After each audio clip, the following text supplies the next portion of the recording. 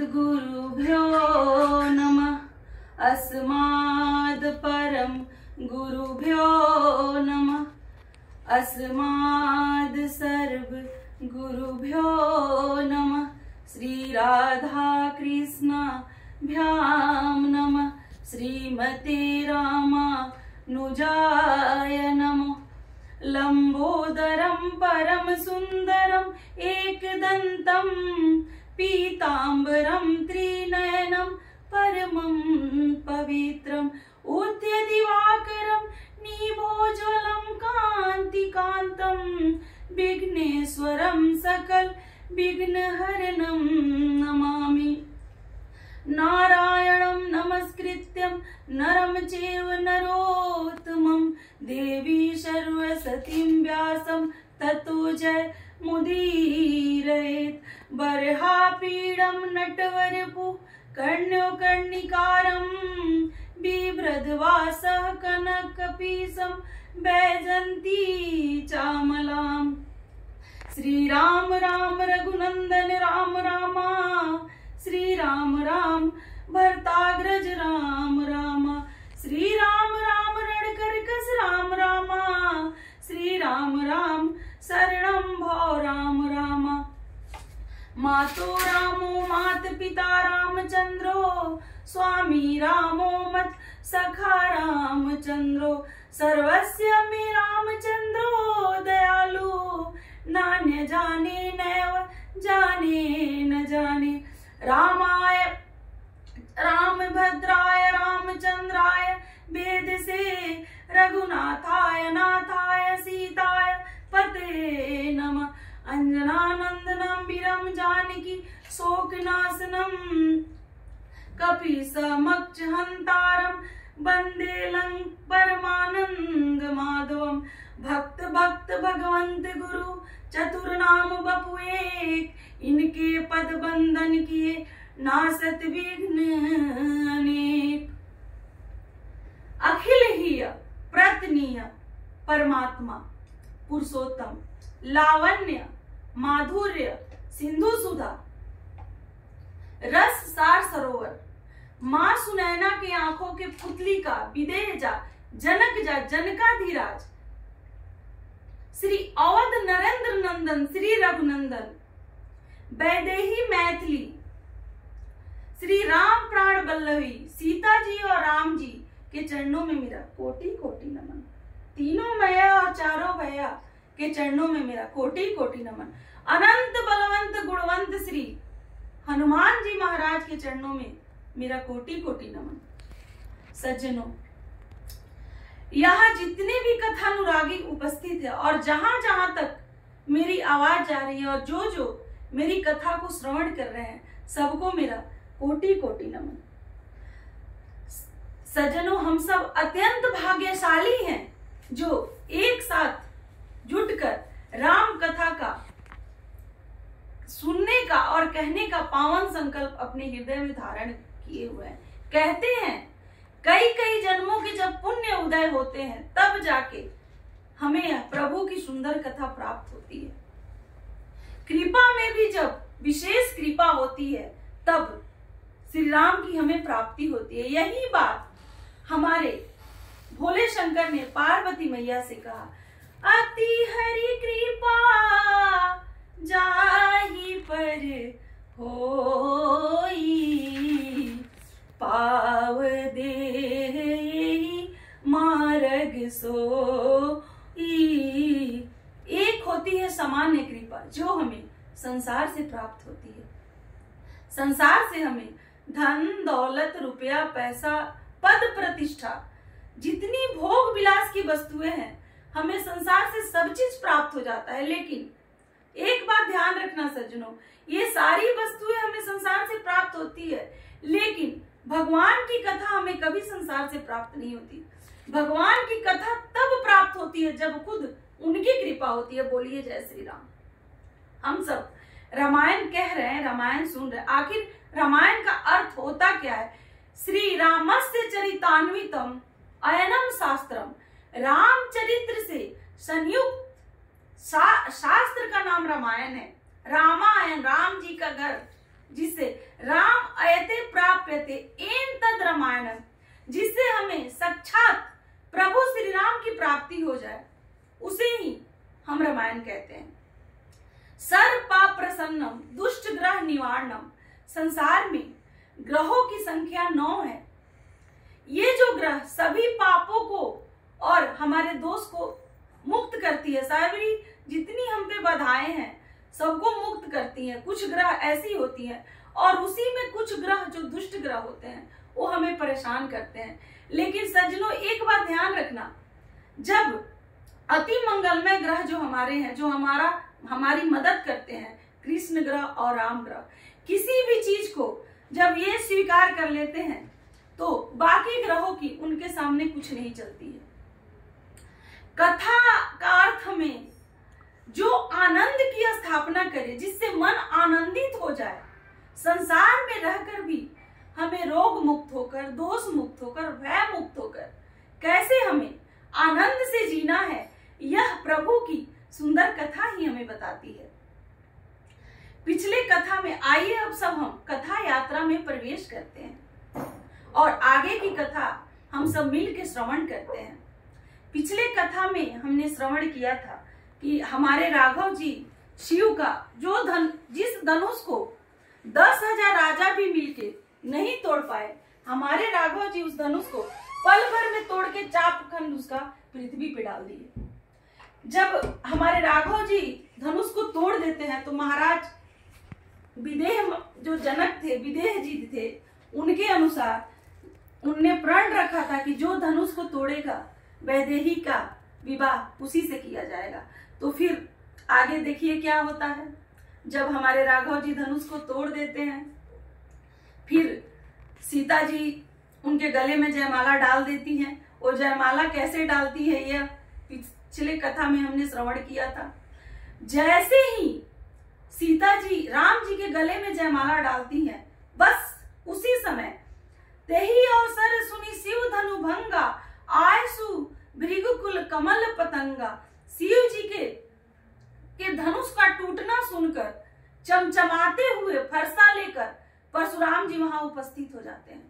क्रोध से परशुराम जी का आगमन कब होता है सज्जनों? तब होता है जब सारे जो दुष्ट राजा वहां बैठे थे, जो धनुष को न तोड़ पाए और वैदेही से विवाह की सपना उनका टूट गया, तो वो सोच रहे थे कि ये दोनों भाइयों को बंदी बना के और सीता जी को उठा ले चलते। ठीक उसी समय हमारे परशुराम जी का वहां पे आगमन होता है और परशुराम जी भ्रिकुटी कुटिल नयन रिसराते। परशुराम जी के क्रोध के कारण उनके भौवें टेढ़ी हो गई है, आंखें लाल हो गई हैं और बहुत गुस्से में है परशुराम जी। गौरी शरीर भूली भलराजा, भाल विशाल त्रिपुंड विराजा, शीश जटा शशि बदन सुहावा, ऋषवस कछुक अरुण होयावा। भगवान परशुराम जी का स्वरूप ऐसा लग रहा है कि साक्षात वहां पे महादेव जी क्रोध में खड़े हैं। भौवें उनकी टेढ़ी हो गई है, आंखें लाल हो गए हैं परशुराम जी के और उनके माथे पे जटाएं हैं, भस्म रमाए हुए हैं और क्रोध में हाथों में फरसा लिए वहां पे खड़े हैं। सब राजा उनको देख के व्याकुल हो जाते हैं और डर जाते हैं कि वो हमारे मुनि जी का, परशुराम जी का क्रोध देखकर सब लोग डर जाते हैं। पितु समेत कही कही निज नावा, लगे करन सब दंड प्रणामा। परशुराम जी के रूप को देखकर, गुस्से को देखकर जितने भी वहां राजा बैठे थे, अपने अपने पिताजी के साथ सब लोग ने दंडवत प्रणाम करने लगे डर के। जब जनक जी ऐसे स्वरूप को देखते हैं कि हमारे परशुराम जी क्रोध में हैं, तब जनक जी वैदेही को लेके जाते हैं जानकी जी को और उनको प्रणाम करवाते हैं और खुद प्रणाम करते हैं। तब हमारे क्रोधी मुनि परशुराम जी जानकी जी को सौभाग्यवती का आशीर्वाद देते हैं। फिर आगे देखिए क्या होता है। सीता जी की जो सखियां थी वो सीता जी को समाज में लिवा ले जाती हैं। जब विश्वामित्र जी इस दृश्य को देखते हैं तो वो भी राम और लक्ष्मण दोनों भाइयों के साथ परशुराम जी को प्रणाम करवाते हैं। फिर परशुराम जी हमारे पूछते हैं कि ये कौन है, तो विश्वामित्र जी उनको बताते हैं कि ये दशरथ अयोध्या नरेश के दोनों, राम और लक्ष्मण दोनों बेटे हैं। फिर परशुराम जी जब हमारे राघव जी को के स्वरूप को देखते हैं तो देखते ही रह जाते हैं, क्योंकि उनका स्वरूप जयमाला पहने हुए इतना सुंदर लग रहा है, मानो साक्षात भगवान जी पृथ्वी पे आके लीला रचा रहे हैं। तो सोचिए, बहुत सुंदर पावन चरित्र का हम सब दर्शन कर रहे हैं। तो जब बताते हैं तो परशुराम जी उनको एक टक देखते रह जाते हैं। फिर बोलते हैं कि सूर्य वंश का पताका लहराते रहे और तुम्हारा यश चारों तरफ फैलते रहे। इस तरह से वह हमारे राघव जी को और लक्ष्मण जी को आशीर्वाद देते हैं। फिर आगे देखिए क्या होता है। फिर विदेश से पूछते हैं कि इतनी भीड़ यहाँ क्यों इकट्ठी हुई है, कि आखिर यहाँ सब लोग आए हुए हैं, क्या कारण है। देखिए, परशुराम जी तो ज्ञानी थे, उनको सब पता था, फिर भी जान के अनजान बन रहे हैं और क्रोध में चिड़े हुए हैं। बात यहाँ पे परशुराम जी ने सबसे पहले अखंड को देख लिया, खंड को देख लिया और क्रोध में आ गए। राम खंड एक रघुराई। फिर जब कोई अखंड को देख लेता है तो फिर उन्हें खंड को देखने की आवश्यकता नहीं पड़ती। पता नहीं यह परशुराम जी से यह भूल कैसे हुई कि पहले वे धनुष का टूटना देख लिए, वो हमारे राघव जी को नहीं देखे कि साक्षात हमारे भोले शंकर यहाँ पे उपस्थित है राघव जी के रूप में। फिर आगे देखिए, जनक जी से बोलते हैं परशुराम जी की, रे जनक, तू जल्दी बता कि ये शिव का जो धनुष है, इतना बड़ा धनुष, महान धनुष, तोड़ा किसने।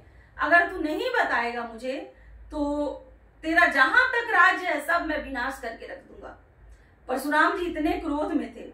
जब तो जनक जी उनसे बताते हैं कि यहाँ पे स्वयंवर हुआ है जानकी जी के विवाह के लिए, पर दो बातें वे छुपाते हैं, एक धनुष का तोड़ना टूटना और दूसरे तोड़ने वाले का नाम नहीं बताते हैं।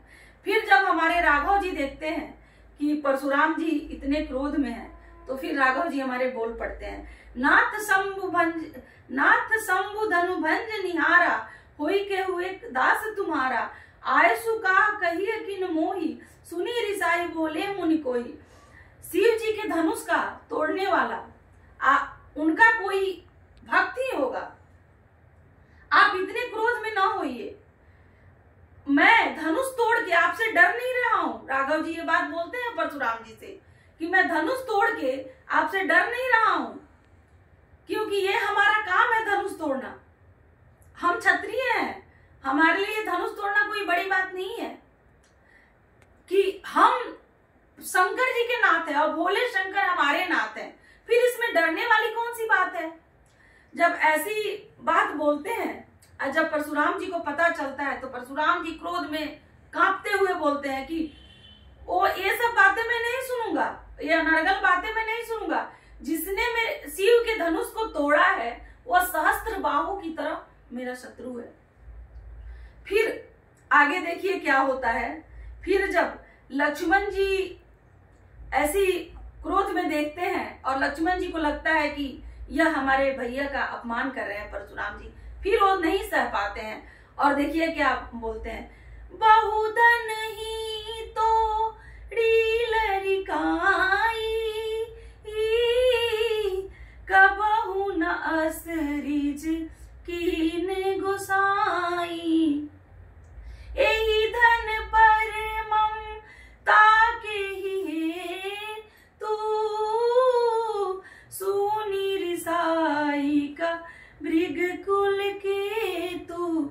मानस पीयूष से बाबा श्याम सुंदर जी लिखते हैं कि जब परशुराम जी ने पृथ्वी निक्षत्रिय करके और उनके सारे धनुष बाण छीन के ब्राह्मणों को दे दिया था, उस समय हमारे शेष जी जो लक्ष्मण जी हैं और माता पृथ्वी, वो धनुष के बोझ से एक ही जगह पे वो इकट्ठा कर दिए थे, मार के सभी क्षत्रियों से धनुष छीन के और एक जगह इकट्ठा। उस समय जब पृथ्वी बोझ से दब गई, उस समय शेष जी और पृथ्वी माता पुत्र बन के परशुराम जी के पास उपस्थित हुए और बोले कि हे भगवान, हमें अपने सेवा का मौका दीजिए। फिर परशुराम जी उनको अपने सेवा का मौका दिया और उनको अपने पास रख लिए। फिर खेल खेल में ही उस धनुष को लक्ष्मण जी ने तोड़ दिया था बचपन में। तो जब ये पृथ्वी जो माता है, वो जब फिर कुछ दिन सेवा करने के बाद परशुराम जी उनको विदा करते हैं, उस समय हमारी जो पृथ्वी माता है वह बोलती है कि बालक का अपराध क्षमा कीजिए, क्योंकि बचपन में इसने बहुत सी धनुओं को तोड़ा है। तो परशुराम जी वहां क्रोध नहीं करते हैं, उनको माफ कर देते हैं, क्षमा कर देते हैं हमारे लक्ष्मण जी को। फिर दोनों चले जाते हैं। यही बात हमारे लक्ष्मण जी परशुराम जी को याद दिलाते हैं कि बचपन में मैंने खेल खेल में कई धनुइयां तोड़ दी थी, उस समय तो आप एक बार भी अयोध्या नहीं आए, और आज ऐसा क्या हो गया कि आप इतने क्रोध में अयोध्या में पधार दिए हैं। ये जबकि यह इसका मतलब है कि धनुष से आपका विशेष लगाव है, क्योंकि जिस चीज से अगर हमें लगाव नहीं होता वो हमारे आंखों के सामने टूट फूट भी जाए तो हम पे कोई असर नहीं पड़ता। ये नियम है संसार का कि और जिस चीज से हमें अगर लगाव हो जाता है और अगर हमें वो आंखों के सामने अगर टूट फूट जाए तो हमें बहुत तकलीफ होता है। यही बात लक्ष्मण जी परशुराम जी को याद दिलाते हैं और स्पष्ट कहते हैं कि आप तो त्रिकालज्ञ हैं, ज्ञानी हैं, आप बोल रहे हैं कि धनुष किसने तोड़ा, आप तो सब जानते हैं। और जब उस समय जब आप नहीं आए तो इस समय आप क्यों क्रोध में आ गए? क्योंकि बचपन में हमने तो बहुत सी धनुइयां तोड़ी है। तो ये धनुष हमने किसी परिश्रम से नहीं तोड़ा है, हम क्षत्रिय हैं, ये आसानी से टूट गया। जब ये बात बोलते हैं लक्ष्मण जी तो परशुराम जी और क्रोध में आ जाते हैं। और एक बार की बात है, 10,000 वे शिशु हते गंधर्वन के पुत्र, तिनकी धनु ही छीन के तोरी हति सुमित्र। अर्थात एक बार गंधर्वों ने मृगया खेल में 10,000 बालकों के प्राण ले लिए थे। उस समय हमारे लक्ष्मण जी क्रोध में आके उनके धनुष को तोड़ दिया था। यही बात बार बार हमारे ग्रंथकार लिखते हैं। इसका तात्पर्य यह है कि जालंधर के युद्ध में बहुत से धनुइयों को जीतकर मनोरमा नदी के पास रख दिया गया था।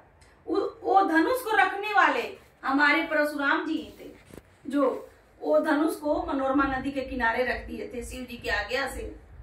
और लक्ष्मण जी जब छोटे थे तो प्रायः वहां खेलने जाया करते थे उस मनोरमा नदी के किनारे। खेल खेल में उन्होंने सारे धनुओं को तोड़ दिया।